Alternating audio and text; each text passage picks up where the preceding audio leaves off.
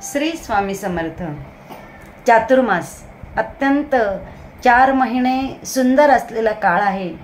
4ही महिन्यांमध्ये काही छान असे व्रत जर आपण केले तर त्याचे फळही तितकेच छान सांगितलेले आहे। आषाढ शुद्ध एकादशी म्हणजे देवशयनी एकादशीपासून कार्तिक शुद्ध एकादशी म्हणजे देवउठणी किंवा प्रबोधिनी एकादशीपासून हे व्रत करतात। ज्यांना काहीच व्रत करणे शक्य नसेल त्यांच्यासाठी आधी उपाय सांगते। त्यांनी सत्कर्म करा, दान करा, सत्संग करा, संतांच्या संघामध्ये जा, सत्कथा ऐका आणि या 4 महिन्यांचे पुण्य हे प्राप्त करून घ्या। आणि ज्यांना वाटतंय की आपण खूप चांगले हे व्रत करू शकतो तर अशा लोकांनी पुढील काही नियम आहेत ते जर पाळले तर अतिशय छान त्याचे फळ आपल्याला मिळणार आहे। त्यामध्ये सर्वात आधी या 4 महिन्यांमध्ये सूर्योदयाच्या आधी जर आपण उठलो आणि जर स्नान केले तर अतिशय छान फळ आपल्याला मिळेल, दिवस आपला चांगला जाईल। त्याचबरोबर जर शक्य असेल तर आठवड्यातून एक दिवस 7-8 तासांचं मौन हे जर पाळता आलं तर नक्की पाळा। ज्या लोकांना काही व्रत करण्याच्या इच्छा आहेत त्यांमध्ये आपण पर्णभोजन म्हणजे पानावर जेवण करायचं आहे। या 4ही महिन्यांमध्ये पानावर जेवण वाढून मग जेवण करायचं आहे। त्याचबरोबर एक भोजन म्हणजे एकदाच दिवसातून जेवण करायचं आहे। त्याचबरोबर आयाचित भोजन म्हणजे न मागता मिळालेले भोजन हे आपण करायचे आहे। त्याचबरोबर परान्न टाळायचे आहे, तसेच मिळेल ते भोजन खायचे। त्याचबरोबर एक दिवसाआड म्हणजे एक दिवस उपवास आणि एक दिवस भोजन असंही आपण करू शकतात।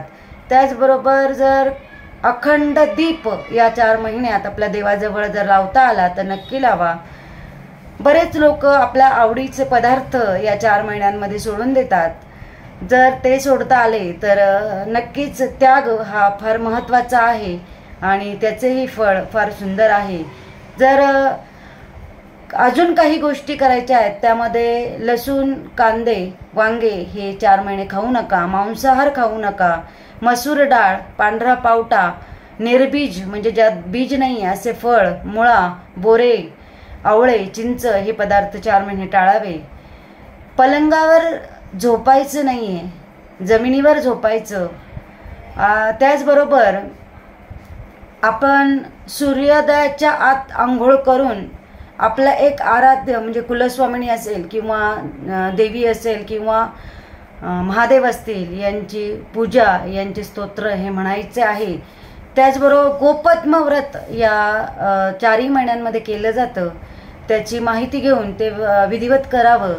तसेच रोज उंबरठ्याचं पूजन करायचं आहे, रोज गोमातेला नैवेद्य द्यायचा आहे। त्याचबरोबर गायीची पूजा ही 4 महिने करता आली तर नक्की करा।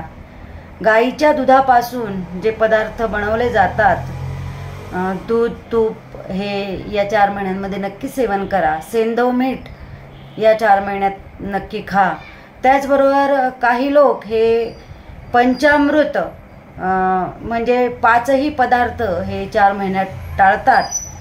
दूध, दही, तूप, साखर किंवा गूळ, त्याचबरोबर मध हे टाळता आलं तर टाळा। आणि त्याचबरोबर जेवताना पूर्ण मौन पाळायचं आहे। जेवण आपण बसलो जेवायला की मौन पाळायचं आणि शांततेत आपण जेवण करायचं आहे। हे नुसते व्रत घेऊन चालणार नाहीये तर त्याचे पारणेही आपल्याला फेडावे लागेल, म्हणजेच त्याचं उद्यापन करावं लागेल। उद्यापन करताना आपण मेहुण जेवायला घालायचंय, सवाष्ण, ब्राह्मण, कुमारिका, बटू अन्नदान करायचं आहे।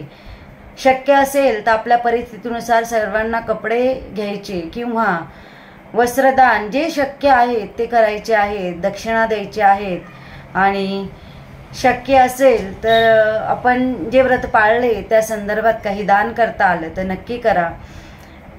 त्याचबरोबर आपल्याला या 4 महिन्यांमध्ये आपले विचार हे शुद्ध ठेवायचे आहेत आणि या 4 महिन्यांचा अत्यंत फलदायी असा काळ आपल्या आराध्य देवाला, कुलदेवाला समर्पित करायचं आहे. Doctor Neha Joshi, Datt Anagha Vasuri, Sassoon.